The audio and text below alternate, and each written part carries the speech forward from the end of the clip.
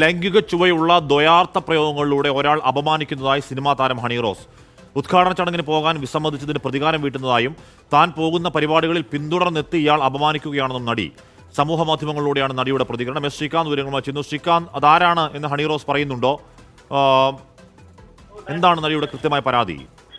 ശ്രീകാന്ത്, നടി നൽകിയ പരാതിയിൽ പറയുന്ന പ്രധാനപ്പെട്ട കാര്യം ഒരാൾ ലൈംഗിക ചുവയോടെ തന്റെ പിന്നാലെ നടന്ന് സംസാരിക്കുന്നു എന്നുള്ളതാണ്.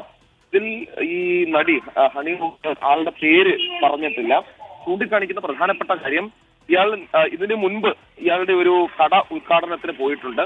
അതിനുശേഷം അന്ന് അവിടെ വെച്ച് കുറച്ച് അസുഖകരമായ സംഭവങ്ങൾ നടന്നു. ദ്വയാർത്ഥ പ്രയോഗങ്ങളിലൂടെ തന്നെ അപമാനിച്ചു.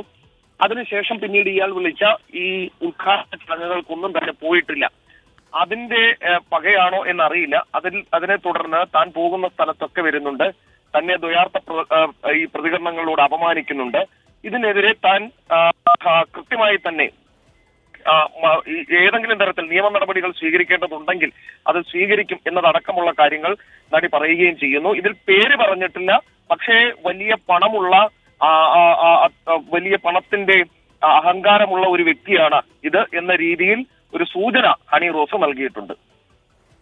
ഹണി റോസ് പറയുന്നത്, നമസ്കാരം, ഒരു വ്യക്തി ദ്വയാർത്ഥ പ്രയോഗങ്ങളിലൂടെ മനഃപൂർവ്വം തുടർച്ചയായി പിന്നാലെ നടന്ന് അവമാനിക്കാൻ ശ്രമിക്കുമ്പോഴും പ്രതികരിക്കാത്തത് അത്തരം സ്റ്റേറ്റ്മെന്റ് ആസ്വദിക്കുന്നത് കൊണ്ടാണോ അതോ പറയുന്നതെല്ലാം അംഗീകരിക്കുന്നത് കൊണ്ടാണോ എന്ന് അടുപ്പമുള്ളവർ ചോദിക്കുന്നു.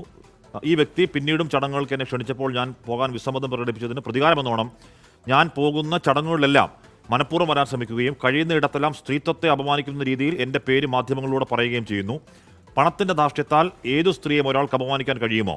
അതിനെ സംരക്ഷിക്കാൻ ഇന്ത്യയിലെ നിയമ സംവിധാനം ഒരു സംരക്ഷണം നൽകുന്നില്ലെന്ന് ചോദിച്ചാൽ ഇയാളുടെ പ്രവർത്തികൾ ഇന്ത്യൻ ശിക്ഷാ നിയമത്തിലെ സ്ത്രീകൾക്കെതിരായ ലൈംഗികോദ്യോതകമായ ഉദ്ദേശത്തോടെ സംസാരിക്കുകയും അതേ ഉദ്ദേശത്തോടെ പിന്തുടരുകയും ചെയ്യുന്ന കുറ്റകൃത്യങ്ങൾ പ്രഥമദൃഷ്ട്യാ നിലനിൽക്കുന്നതാണ് എന്നാണ് അറിയാൻ കഴിഞ്ഞത്.